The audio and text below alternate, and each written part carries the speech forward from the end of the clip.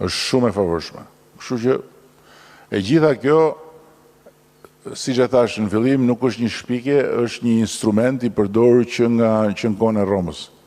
Dhe një instrument që jep rezultat për gjithë ata që e përdorin duke besuar në dobinë e tij.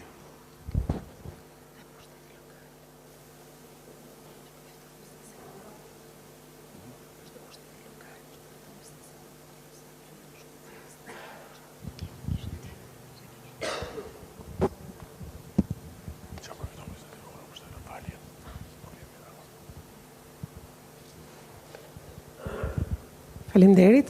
Përshëndetje zoti kryeministër, zoti ministër, zonja Adelina Ibrahimi. Nga bota e real estate-it, një falënderim për më në fund miratimin e ligjit të rivlerësimit të pasurive të paluajtshme, i cili besojmë që do të japë një frymëmarrje shumë pozitive transaksioneve imobiliare.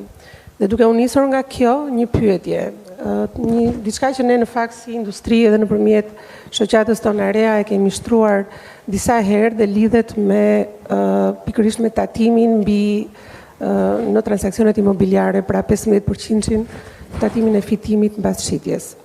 A mendoni që mund të ishte ndonjëherë një iniciativë për të marrë në konsiderat ulja e këtij tatimi apo të paktën diferencimi, përshkallëzimi, kur bëhet fjalë për rezidencat kryesore, për banesat e para të familjarëve dhe mbi të gjitha kur ka një amortizim që lidhet me ato banesa? Faleminderit. Faleminderit për pyetjen.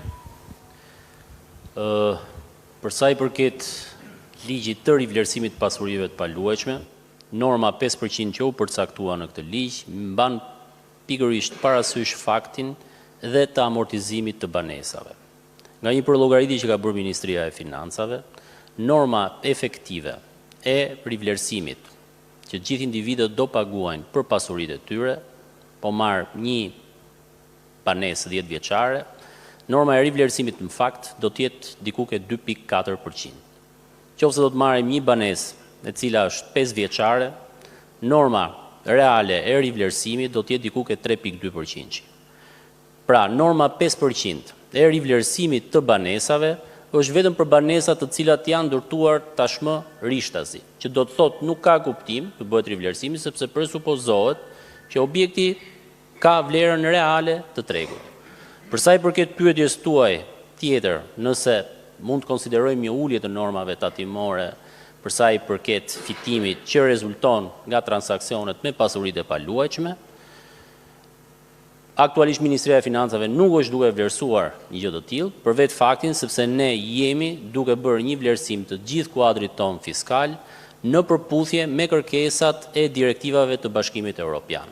Pra ne jemi duke punuar që i gjithë kuadri jon fiskal të njësohet dhe të jetë në përputhje me kërkesat e Bashkimit Evropian. Nëse ky kuadër fiskal, pra i Bashkimit Evropian, parashikon që norma tatimore për transaksionet nga pasuritë e paluajtshme duhet jetë më i ulët, patjetër që dhe ne do të konvergjojmë drejt këtyre normave. Ju faleminderit.